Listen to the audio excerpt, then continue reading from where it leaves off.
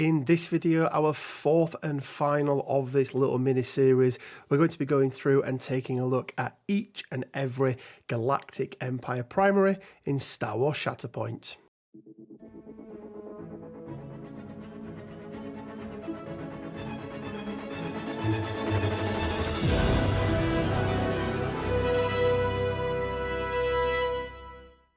Hey guys, Rich from Rich Big Gaming. I hope everyone is doing fantastically well. Welcome to this, the fourth and final part of this little mini-series where we are ranking each and every primary in the game after the changes that have happened. Now, I want to caveat this, and I've done it before, but I want to caveat it with a few things. Obviously, my opinions, okay guys, right? Not everyone's are going to be the same. Opinions are like a-holes. Everybody has one. And most of them, well, I think you know the answer to that. But yeah, they're just my opinions, guys. Am I going to get some of these wrong? Absolutely, yes. Will there be a star that shines who I've put right down near the bottom? Yeah, well, there'll be somebody at the top who isn't as good as what I and a few of the people thought, potentially.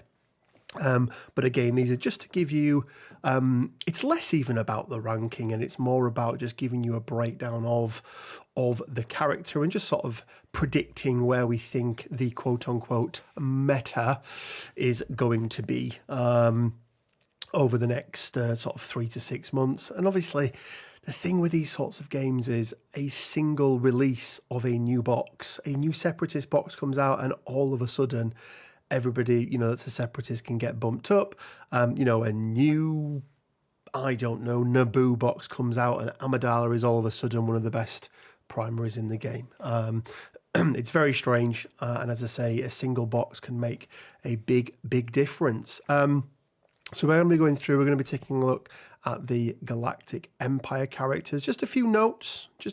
I'll put them up here again. This is what we're going to be basing the characters on, or the units on, sorry, the primary units on, and how I'm going to rank them. First of all, what they do during their own activation. How impactful are they during their own activation? Do they have access to shoves, early shoves? Have they got a force push? Can they murder things extremely easily? Do they get to make a secondary attack? All these sorts of things that can affect the game state during that particular unit activation. Secondly, what can they do outside of their activation? What impact can they have on the game? Units they have access to and synergize with. Yes, we're not just looking at these models in isolation. We are looking at, you know, to be higher up the echelons, you do need to have access to a very, very good and strong list. And, you know, that's why some of these have, you know, been a little bit lower down the pecking order than you may have thought. And then their downfalls. What's wrong with them? What could get changed slightly? And their reliability on others. Are they, you know, an amazing primary, but if you don't take these two secondaries with them, then they don't work. And then lastly, but to a lesser extent, is the win and loss rates. Again, only a very, very limited amount of data at the moment, but it'll still give us a rough indication of where things are at.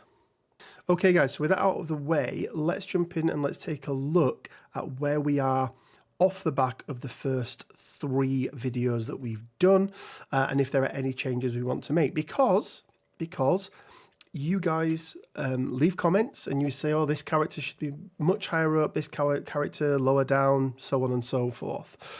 So I have gone and I have played a few games with some of the aforementioned characters. One in particular came up a number of times.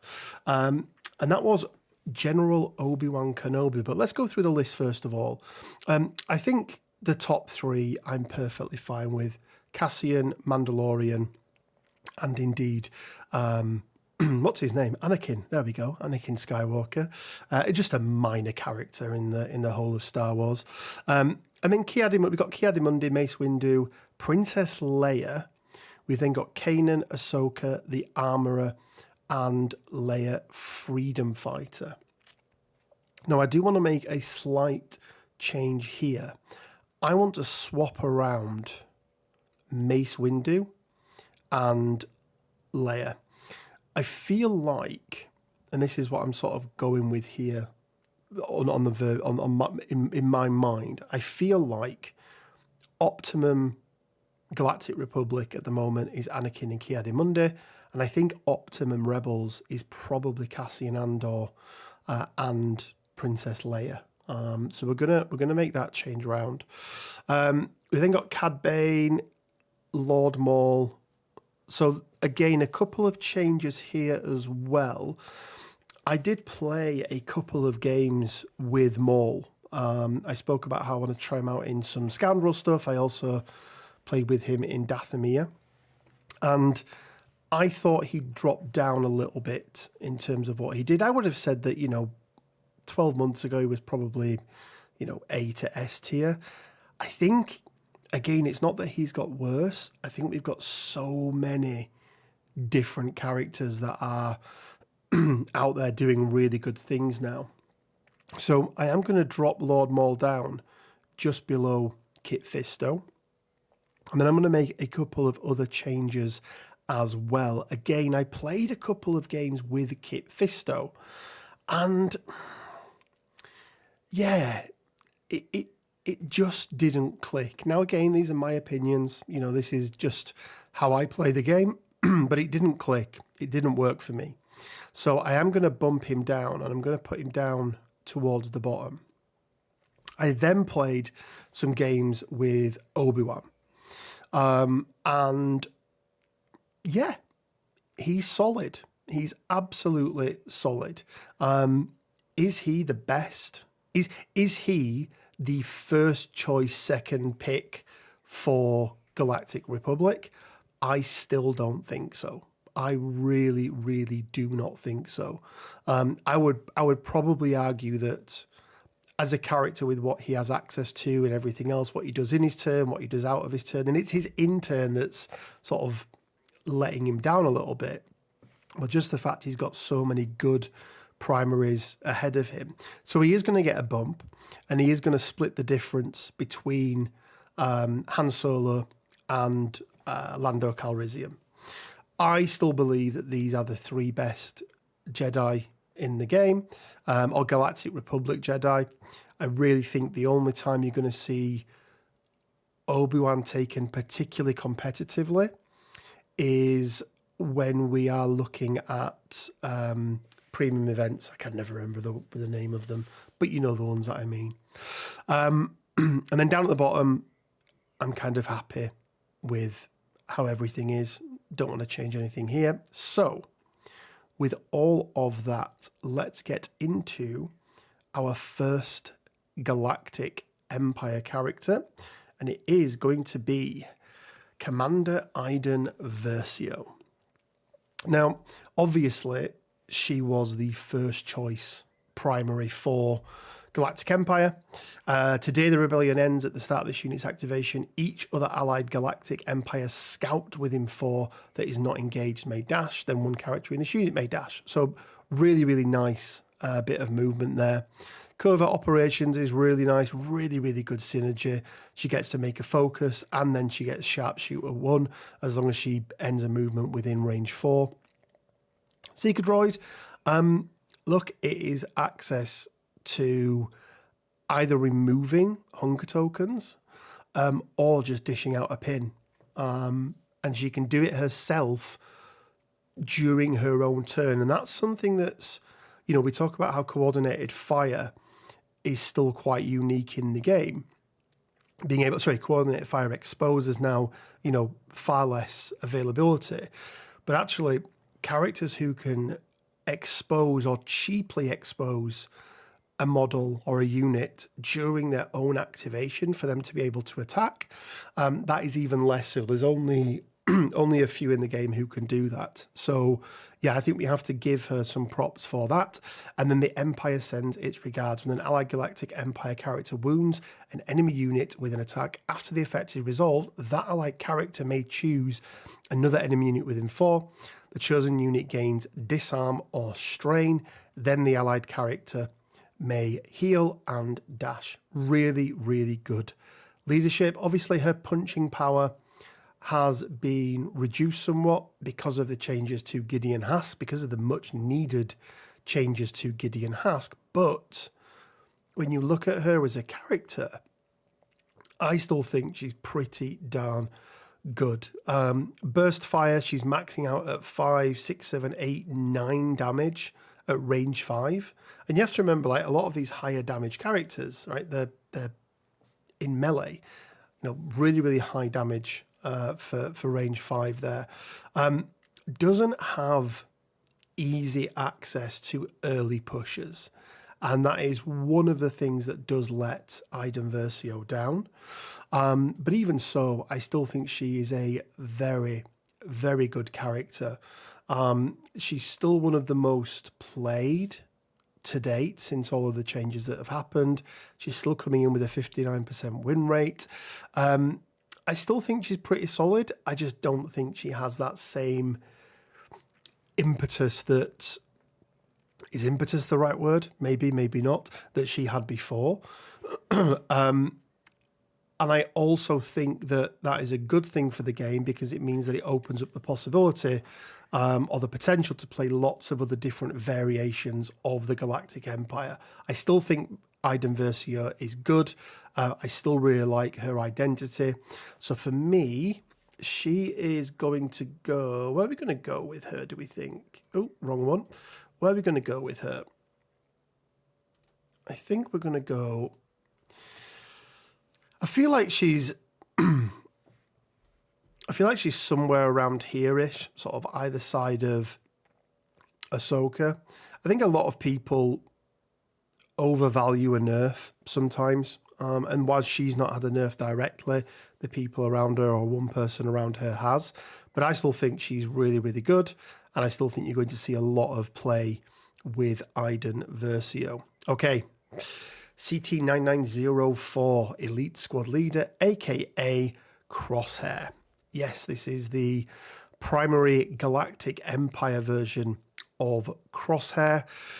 8 squad points, 2 force, 9 stamina, 3 durability. Let's just go through and see what he does. Move to position, cost of force. 1 character in this unit may dash or climb. And then you choose an allied character within 3, they may dash. I mean, that could very easily have been an identity. Like, it didn't have to pay for that.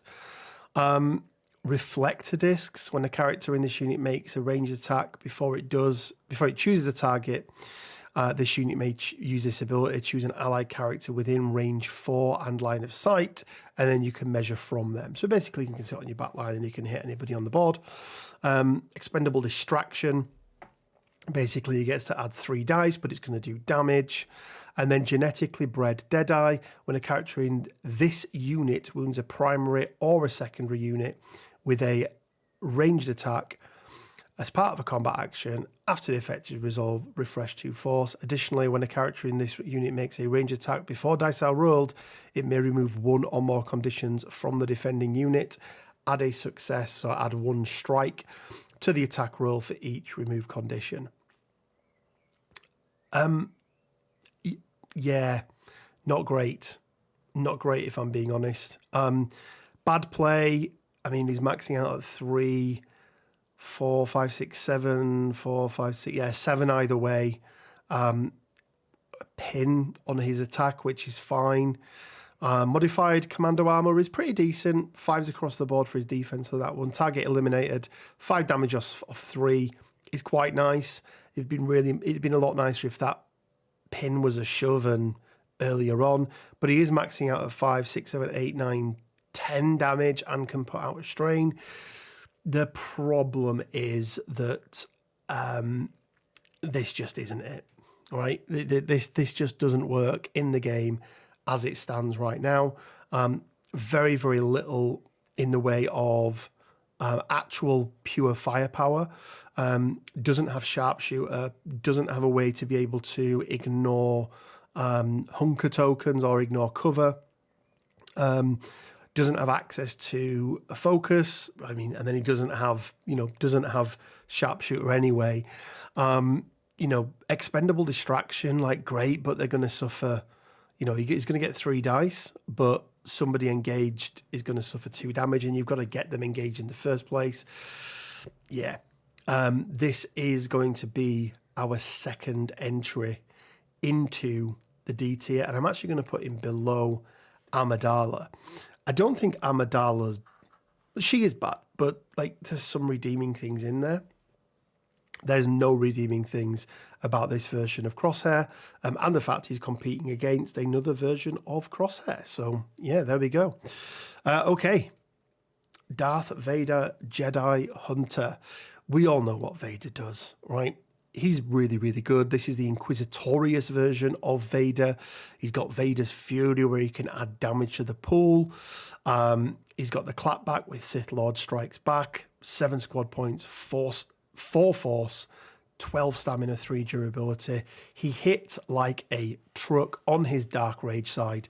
I mean, what's he maxing out at there? 1, 2, 3, 4, 5, 6, 7, 8, 9 damage. 1, 2, 3, 4, 5, 6, 7, 8. Yeah, so 9 up to 10 damage. But that actually goes up to 12 damage because of Vader's Fury. Very, very good offensively. Slightly weak defensively. Only, there's 5s across the board in Dark Rage, 6 across the boards in Form 5 gems. So he does have access to early pushes. His lightsaber on Dark Rage is amazing. His thrown lightsaber on Gem So is fine. Like, it's absolutely fine. One result getting 2 damage and a shove is really, really good. Your hatred makes you more powerful with an allied Galactic Republic or Galactic Empire character makes a melee attack as part of a combat action. After choosing a target, the attacking unit may suffer 2 damage. If it does, the attacker adds 3 dice to the attack roll. Yes, this has been narrowed down with where it can work, but where it worked before in Galactic Republic, in Galactic Empire, I still think it works. I think with some of the changes with Republic, I think this pushes him more towards being a Empire character. And I do think with the Grand Inquisitor getting a bit of a boost, I do think that there is play here with Vader and the Grand Inquisitor. We're not going to rate this version of Vader yet. We are going to go to our second version of Vader, first of all, which is Darth Vader, Emperor's Servant. Similar in some ways, okay, in that, he wants to get up close and personal and beat you up, but different in others. So it only brings 3 force, but at the start of his activation, he may remove 2 damage or 1 condition, then refresh a force. That's really nice. That is really, really nice. Anger, hate, aggression.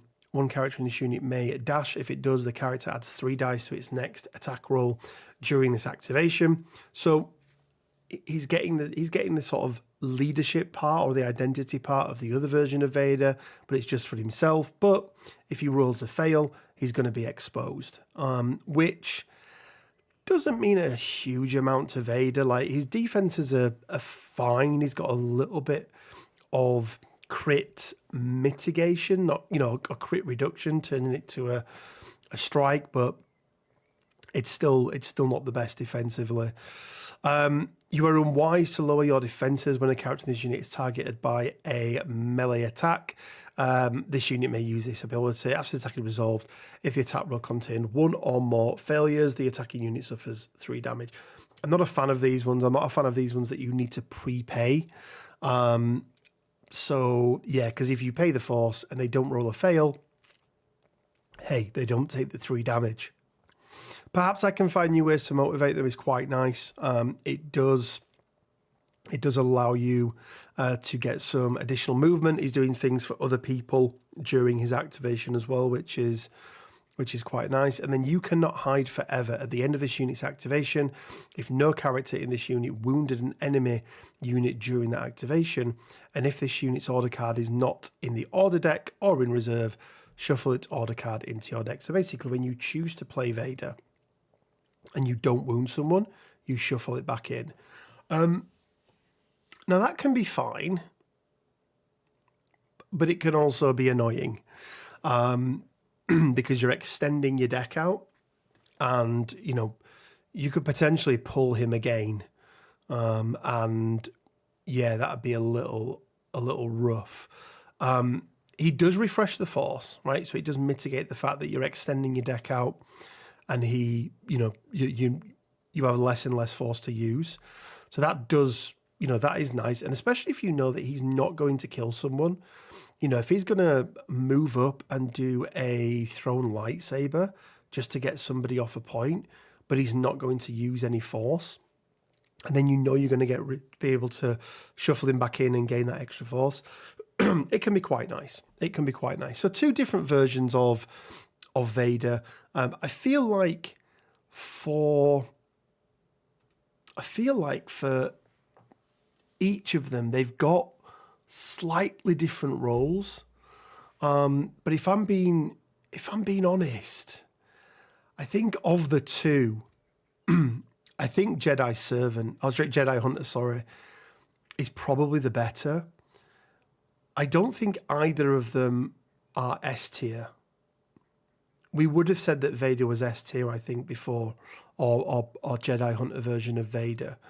But I still think, even in those Galactic Republic lists, I still think he can do a lot of work, especially with this guy, especially with Clone Sergeant Hunter. And yes, again, they've lost the expos, but I still think he can do a lot of work.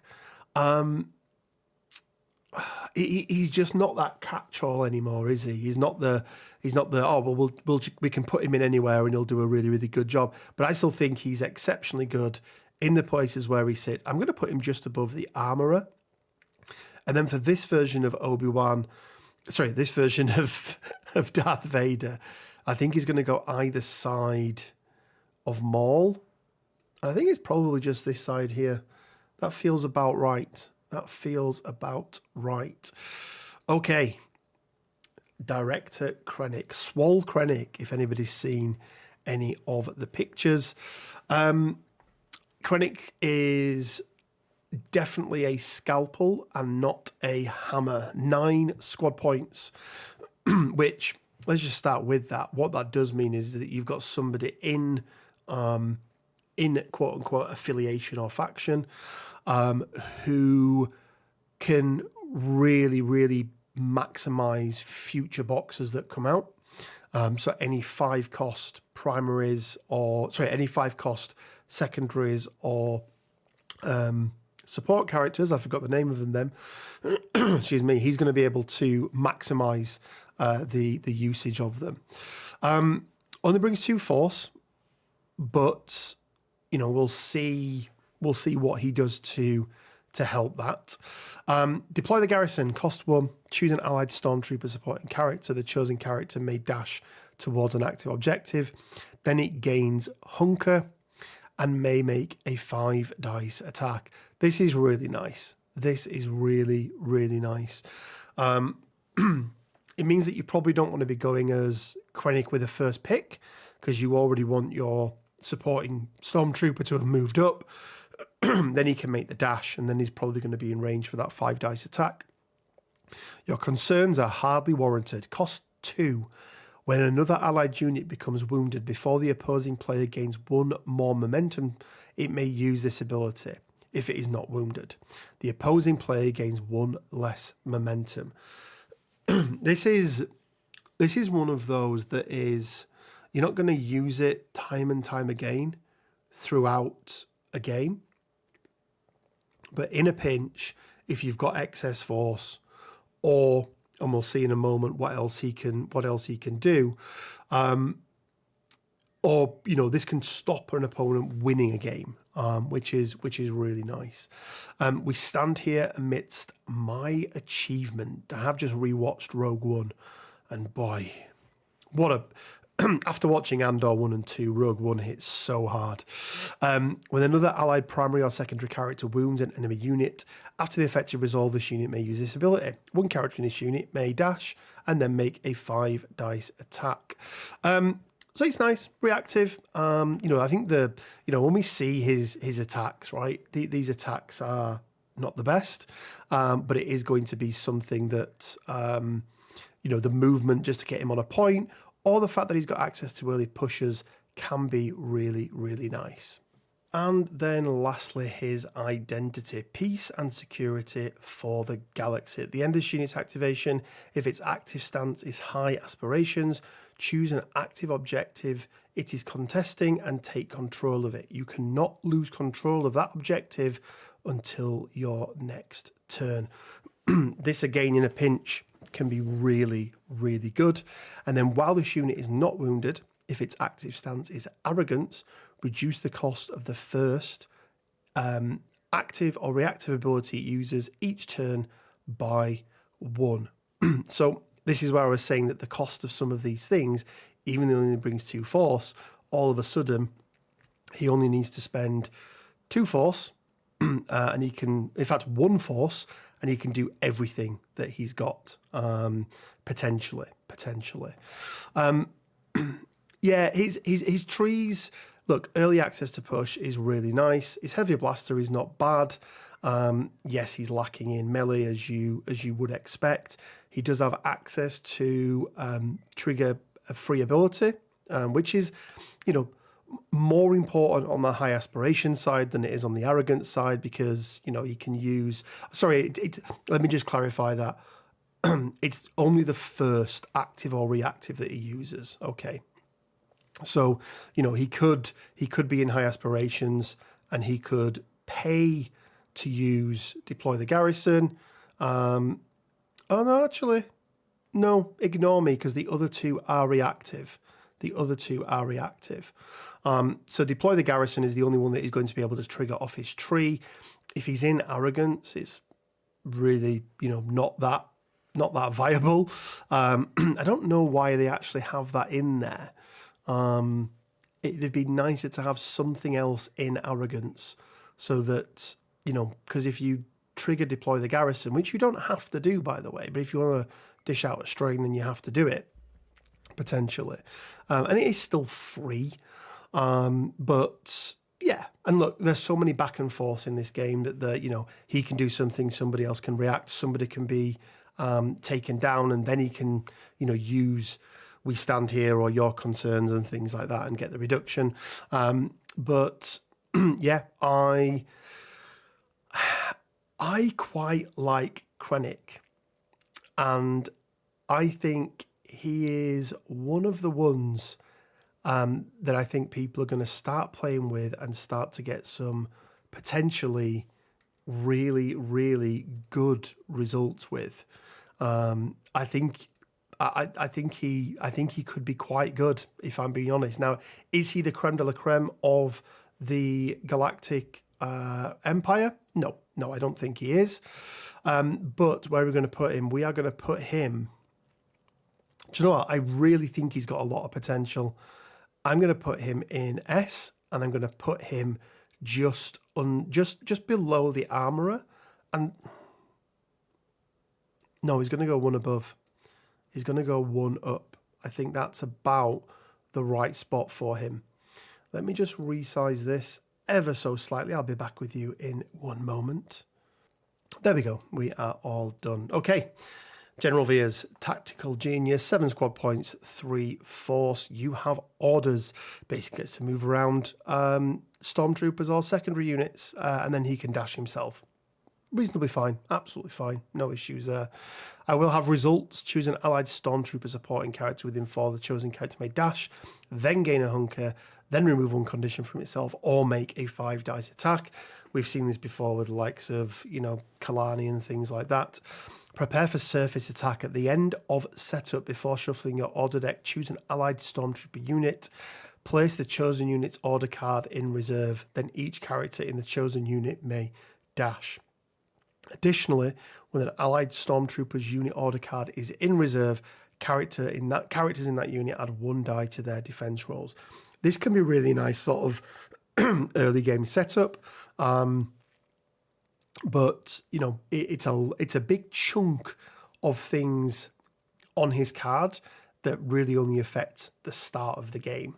And then lastly, we are the storm. At the end of this unit's activation, choose an objective. Each enemy character within 2 of the chosen objective may dash. Then each enemy unit within 2 of the chosen objective suffers 3 damage, and each allied unit within 2 of the objective suffers 1 damage. In a pinch, this can be fine, right? This is to represent the AT-AT blasting down. The fact it's board wide is really nice. But as far as leaderships go or identities go, it's not the best. Look, his stance cards are not great. Let's just put it like that. His stance cards are not great.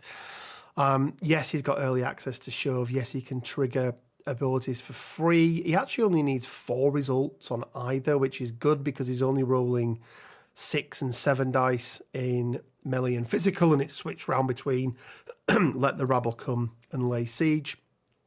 He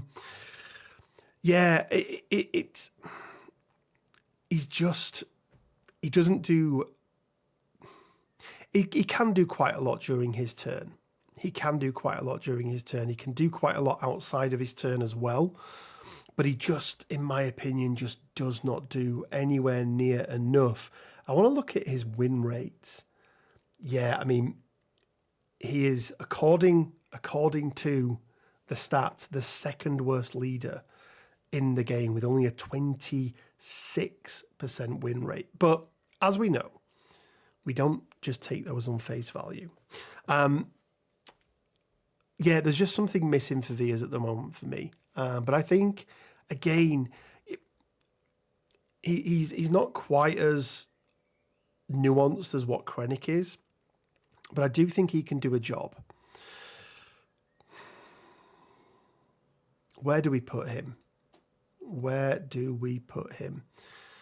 I think he's going to go in C tier. I think he could do with a little bit of something. And I'm going to put him just behind Plo Koon.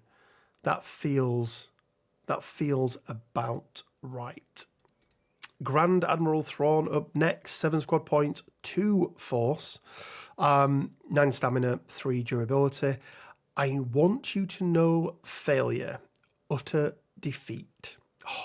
For anyone that knows me, I love Thrawn. The character in Star Wars. 1 character in his unit may reposition. If it ends its movement contesting an active objective, that character adds 3 dice to its next attack roll during this activation. Yep, it's pretty good. It's fine. Battle tactics, and this is where he gets a little bit crazy. When you create your starting order deck, you may include up to 2 grand strategy battle tactics cards. When you draw a battle tactics card, resolve the effects of that card, then reveal another order card and continue your turn as normal. These cards do all sorts of different things, and they're going to give you a few different play styles with Thrawn. Some of them, the problem with them is that they're all very situational. And for the most part, they can be impactful. We're not going to go through each of them here, but they can be impactful. I just wish they did a little bit more, if I'm being honest. We must wait and watch. When you spend force to place an allied Galactic Republic's order card in reserve, spend 1 less force. So yes, he's only bringing 2, but he gets to reduce the cost of it. And some of the cards allow you to mess around with the reserve as well. Then, if there are 1 or more cards in your order deck, you may spend 1 force. If you do, the reserved unit may remove 1 damage or 1 condition from itself, and 1 character in that unit may reposition.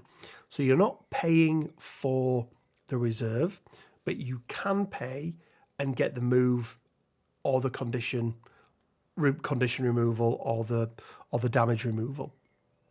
So it can be quite nice, especially getting another character up the board who you want to be in the thick of it and doing some damage.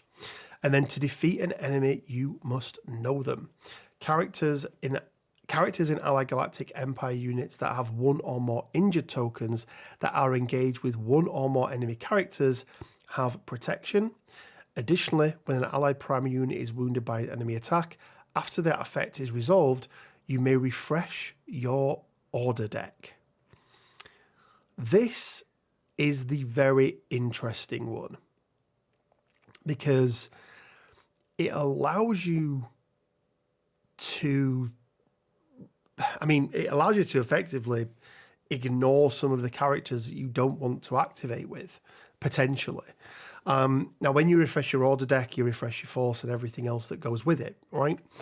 I can't remember off the top of my head. Leave a comment down in the comment section below. I can't remember if you refresh anybody in reserve. I have a sneaking suspicion you do, but off the top of my head, I can't remember. First person to leave a comment letting me know correctly, and then I'll pin that comment. So, again, a little... obviously different to Krennic in what he does, right? But a little bit similar to Krennic where he's manipulating things from the back. He can do things that are unexpected. You could have been with, whoever it is, right? Your big damage dealer. They do something and all of a sudden, you've got 4 of the units to activate and no force, and your opponent thinks they're in a really good spot because you're not going to be able to do anything, and bang, there you go, refresh the order deck. Those characters go back into the pool and you can pull them again, but you've got force and all these sorts of things. His order cards, or his stance cards are fine. Like, he's got access to a lot of shoves on Strategic Genius, but it does need 5 results. Now, he's only rolling 6 or 5 dice in attack, but again, that's fine.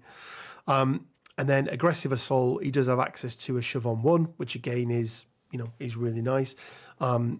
Much better in melee than I think a lot of people would have expected, but if you've ever read the Thrawn trilogy books, either the old ones that are no longer canon or the new ones that got redone to make them canon, you'll understand that when Mithron Yorodo went to the Chiss Academy and the Rebel Academy, and the Imperial Academy even, not the Rebel Academy, hand-to-hand combat is something that they get taught, and he is very, very competent in hand-to-hand combat. So that's why he's got, particularly good, quite good defenses. That Chiss martial arts, especially on the aggressive assault side, is quite nice. Being able to dish out pin. So, realistically, you can dish out pin, strain, and then expose or disarm in a single attack, which is quite nice. However, saying all of that, where am I going to put Thrawn? Well, Thrawn is another one that I think, in the right hands, could be really, really good. As it stands, they're not my hands because I keep trying to play with him and I can't do it. I look at him and he's like, he is the polar opposite of the Vaders, right? Vader, point and murder. Thrawn, far more nuanced with what he's doing. So I think he's got a high ceiling, right? I think he's got a high ceiling, but he's also got a very low floor. Players that don't know what they're doing with him are going to have a really bad time. Players more experienced who've got their reps in are going to potentially be able to do some really, really good things with him. And because of that, I am going to put him... I'm going to make a couple more changes. I'm going to put Lando above Han. And we're going to do this. We're going to have a little swap around there. So he's going to go to the top end of... the higher end of B tier. And I think that's a pretty good place for him. Okay, our penultimate character is the Grand Inquisitor, Fallen Jedi. A lot of hyper on this guy. He got a really, really nice glow up. And let's just start out, go through his card. 8 squad points, 3 stamina, 8 squad points, 3 force, 9 stamina, 3 durability. You know who we are. At the start of this unit's activation, choose an allied Inquisitorious secondary character or an allied supporting character that is Inquisitorious. Choose one character in this unit, and the one character in this unit and the chosen character may dash. Like, it's a pretty standard identity. Secrets uncovered. This is fine. They've removed the range off here, which is quite nice. The temple records are quite complete. when a character in this unit is targeted by a melee attack, you may spend a force and you get to switch your stance. And then if it's a force user that's attacking you, you get to add 2 dice to your defense roll. This just means that you can switch from Form 2 into Form 5, which gives you much better defense, but also gives you access to things like jump and crit to fail, rather than just crit to strike. And then clearly you were a poor student. When an allied Galactic Empire character wounds an enemy unit, after the effective resolve, refresh 1 force, and 1 allied Inquisitorious character may heal or recover. Then if the wounded unit was a force user, refresh another force, and 1 allied Inquisitorious character may heal. This is really nice. And there's a few other reasons why the Grand Inquisitor is good. Every character around him got better. And I think he is in a very, very good spot indeed. He's also no slouch in the offensive side. Form 2 Makashi, what's he tapping out there at? 3, 4, 5, 6, 7, 8, 9, 10 damage, up to 11, 12 in melee, 11 in range. Now you're probably never going to get 11 damage with 5 dice, because you do need 6 results, but it is possible. But yeah, the 7 damage, 7 dice there on his melee is good. And as I say, because of the temple records are quite complete, it does mean that he can switch stances. Now he is more susceptible to ranged, but actually, he's still got 5 dice at range in his Form 2 Makashi. But I actually think, I do quite like his Gem So. It's a lot of movement. Even on a thrown lightsaber, on 3 results, shove, reposition, dash is crazy good. Crazy good. And he can, he does get access to a free active ability. So Secrets Uncovered, the fact that now it is board wide, you can just take it off your opponent, meaning that they have to retake it back. Obviously, if you're drawing it, nobody gets it. They would, at the end of your turn, they would claim it back if nobody else was on there apart from them. But yeah, Inquisitors as a whole have gone up in value because of the Grand Inquisitor, but more importantly, because of Reaver, because of the other supporting unit. They've got really, really good now, making him very, very viable. Very, very viable indeed. Where does he go? I am tempted with that S tier position, and I do think right now he is probably the best Galactic Empire. But does he do enough?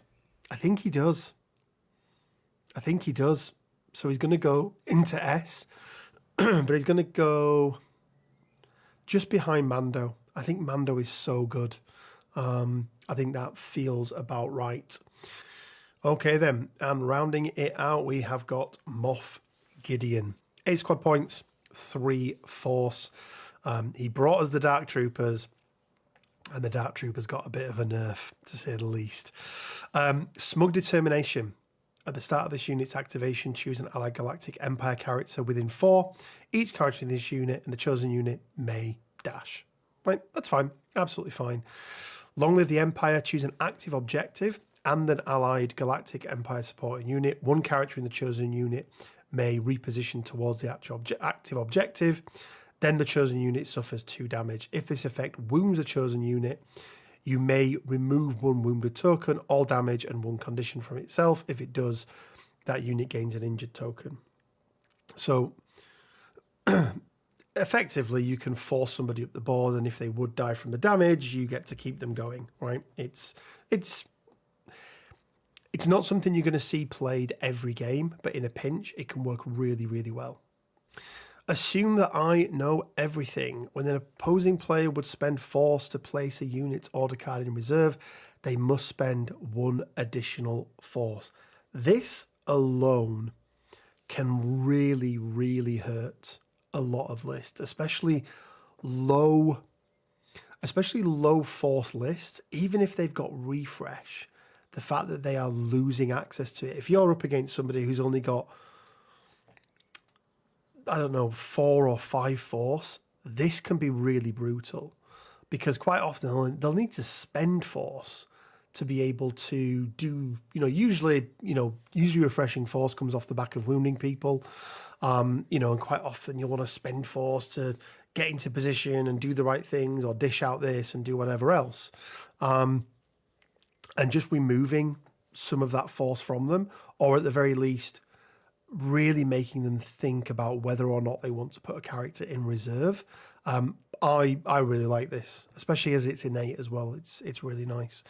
You have something I want. When an allied Galactic Empire character performs a melee attack as part of a combat action, if the defender is contesting an active objective that you do not control, add 1 die to the attack roll. This part's fine.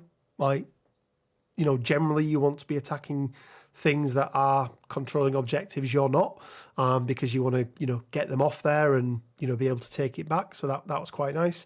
And then additionally, when determining control of an active objective that a character in this unit is controlling, if there is a tie, this unit's controlling player takes control of the objective. So you've got somebody on there, your opponent's got somebody on there, or you've got Moff Gideon, your opponent's got 1 person, you take that objective.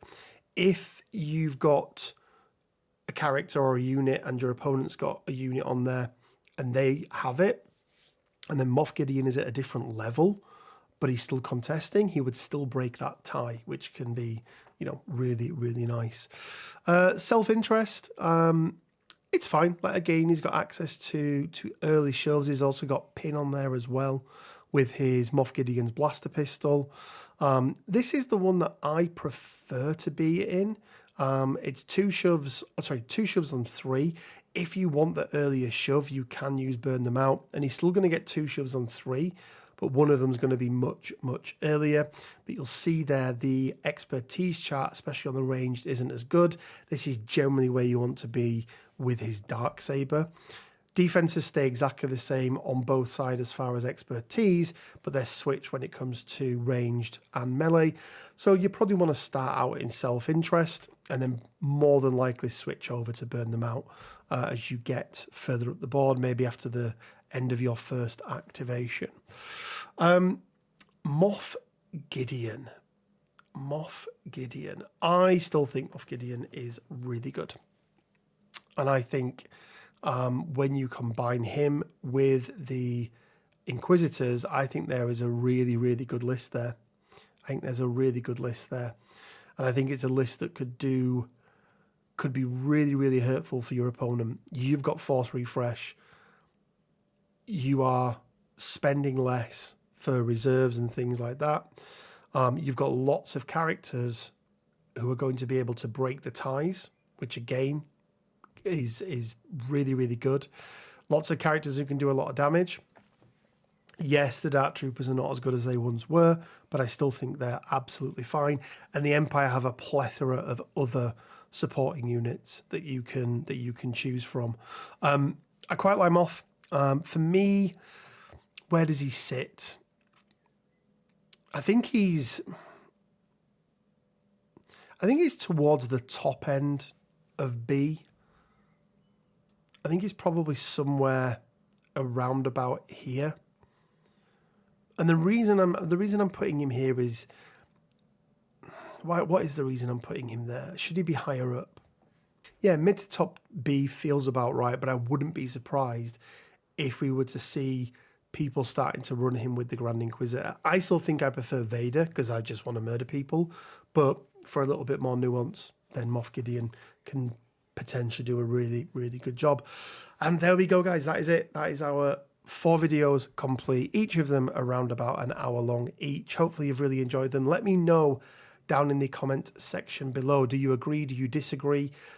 Constructive feedback is welcome, guys. As I said, a few people said, look, Obi-Wan's better than what you're giving him credit for, Rich. I played a couple of games with him. I played him with Anakin. I played him with Ki-Adi-Mundi. I went and had another Bad Batch game with him. And yeah, he's still solid. Like, he's not exceptional, but he's still solid. Especially if you've got Rex in there, it can work really, really well. And I think if I was taking Galactic Republic to a Premier event, he'd absolutely be in there. So yeah, let me know in the comment section below. Do you agree? Do you disagree? Guys, I want to give a big shout out to all of our Patreon supporters, all of our YouTube members, and anyone who's bought merch off the merch store. You can do any of those things and support us from as little as £1 a month. Link down in the description below for Patreon. You can click that join button and there'll be a link to the merch store as well. There is some new stuff coming. It's not going to be for another couple of weeks yet, though. I do apologise. You'll find out in a second. But as always, you don't need to do any of those things. Just simply liking, commenting, subscribing really does go a long, long way. I'm going to be off now, guys, for a little while, probably about a week and a half, 2 weeks before the next video, purely because I am going away. I've got a combination of a trip away. We are going to Austin, Texas, but also I am away with work as well. So combined, I'm out for just under 2 weeks. So yeah, there'll be no videos for the next couple of weeks, but we'll be coming back and we'll be carrying on and looking at some MCP stuff as well as Shatterpoint. But yeah, let me know what you think down in the comment section below, guys. Like, comment, subscribe, do all the usual things. Check out the Discord. Our event is running. We've had 3 people join since it starts. I think we're up to like 14 or 15 people now in the event, so there's about 5 spots left, give or take. Game's running until the end of the year. Play anything you want, but once your list is in, you're fixed and you get transfers throughout the rest of the year after every game. So you can swap and change things around. Play whenever you want. There's no fixed game per week pattern or anything like that. And then the overall winner of the Dawanawanga League 2025 will win themselves a brand new shiny Star Wars Shatterpoint squad box of your choice, no matter where you are in the world. So if you want to win the chance to win, or you just want to get some regular games in, go and check that out. Head over to the Discord. There's a whole section on it. Check out Loyalist Games, sponsor the channel, £5 off your first order, over £50 in the description below. And as always, guys, it leaves me with just enough time to say stay well, keep safe, and until next time, may the Force be with you.